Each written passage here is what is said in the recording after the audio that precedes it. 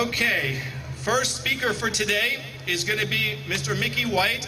He's part of the John Birch Society. He's the Memphis chapter president. In 2006, he ran for an elected position against Marsha Blackburn. Unfortunately, he lost, but he is here tonight to express his views to us on the importance of the Constitution and the erosion of our constitutional rights. Mr. Mickey White. I would like to, before I bore you with my speech, I'd like for us all to say something they say at school, pledge allegiance to the flag. I pledge allegiance to the flag of the United States of America and to the republic for which it stands, one nation, under God, indivisible, with liberty and justice for all. All right, let's start this tea party. It's an honor to be here. I want to first thank Trish and the Tea Party Committee for inviting me to speak today. I'm glad to see so many people here today. I'm especially impressed to see all the young people that are here. I've spoken to many of them, and I am amazed at the depth of their knowledge, and I am encouraged by their passion for sound government. The first Tea Party was to show the tyrannical King of England that we did not like being taxed so heavily and being represented so lightly. We all remember from school, no taxation without representation. Please, we only advocate peaceful and lawful protests. Today's Tea Party is not that much different from the one before. Washington is not listening to us. Washington ignores us. Washington does not fear us. Today, we want to send Washington a message. We are fed up and we're not going to take it anymore. Our forefathers gave us a republic form of government. That means rule of law, not rule by tyrants in Washington. Our forefathers gave us the Constitution as our law. We are a constitutional republic. The Constitution does not give Washington the power to do whatever they please. The Constitution limits the federal government. The Constitution protects our God-given rights from an abusive government.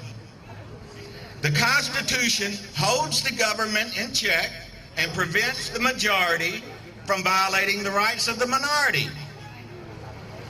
The Constitution states exactly what the government is allowed to do. And friends, it's not that much. The legislative branch, Congress, has 20 things listed in the Constitution that they're allowed to do. That's right, 20 things. The executive branch, the president, has 6 things listed that he is allowed to do. And there are 14 things listed for the courts. All of these are listed explicitly. Well, why is our federal government so large? Also listed are the things the federal government is not allowed to do. There are the first 10 amendments known as the Bill of Rights, which most of them start out with, the Congress shall not. The Congress shall not, all the way up to that wonderful 10th Amendment that says, well, if we forgot anything, you cannot do that either. Our leaders in Washington swore an oath to the Constitution. Does anyone here believe that they're keeping that oath? Our country is $11 trillion in debt. Yet our congressmen are giving billions away in foreign aid. Is taxing you, the public, in order to send your tax money to foreign governments in the Constitution? We are $11 trillion in debt. Yet our congressmen are giving billions away to private banks and industry. Is that in the Constitution? We have a Department of Education. Is the education system working well today? Is government education, public education listed in the Constitution? We have a Department of Energy. Is energy listed in the Constitution? People, we have departments of transportation, health, housing, and labor. Are they listed in the Constitution? If Washington would follow the Constitution, our government would be 20% its current size and only 20% of the current cost. No more unconstitutional micromanaging of our very lives. No more unconstitutional spending. No more deprivation of our liberties. Washington thinks that if they're not prohibited, then they can do anything. We have been asleep and elected a bunch of self-serving politicians. Thomas Jefferson said, "Bind men down from mischief with the chains of the Constitution." Amen. We are here today. We here are to remind Washington that they have it backwards. They work for us, not us for them. They are to protect, not provide. This Tea Party today is to let Washington know that we're not asleep. Lawmakers, you are hereby put on notice. We are watching you. We may have been asleep when we elected you, but your self-serving inability to follow your oath to these great United States of America and to the Constitution has awakened a sleeping giant. And we're mad. But in fairness, should we place all the blame on Washington? We elected them. Let me ask you, just what is our problem today in our great nation? What's wrong with America today? Where's his mama? Our national problem today is ignorance. Ignorance is desired, created, and sustained by those we have trusted. Friends, freedom cannot survive in a nation of ignorance. But we here know that the majority of our citizens, us, will act responsibly and vote intelligently when we are correctly informed. We must build understanding and increase awareness among our American people. Informed and alerted citizens must be organized and activated as quickly as they can be found and taught. An active and informed electorate would first bear down on the U.S. House of Representatives, where many of these unconstitutional programs can be stopped, mainly by cutting off the funds for them.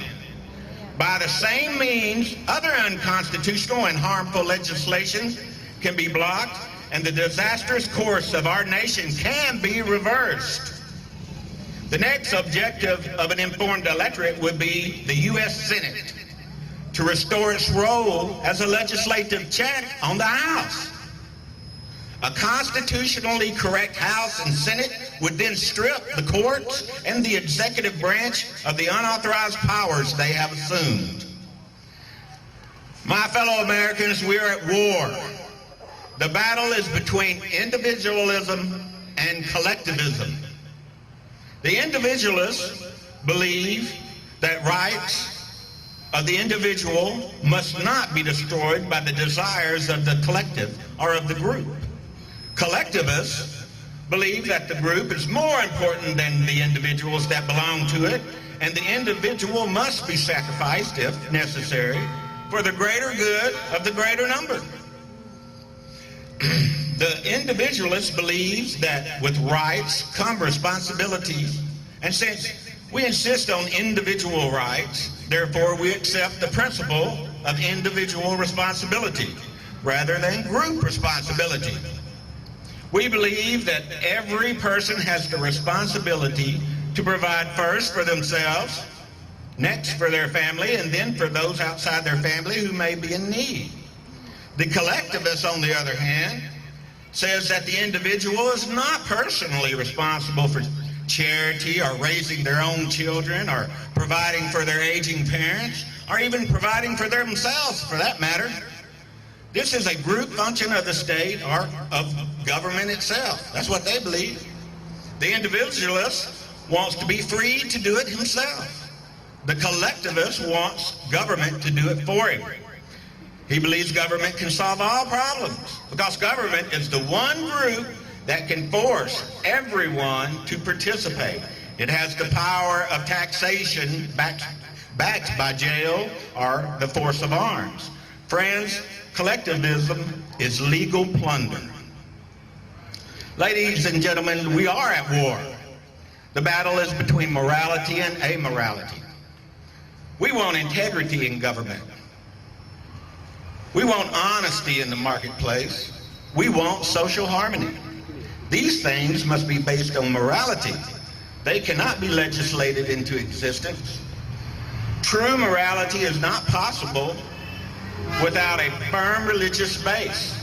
True morality is doing what is right just because it's right.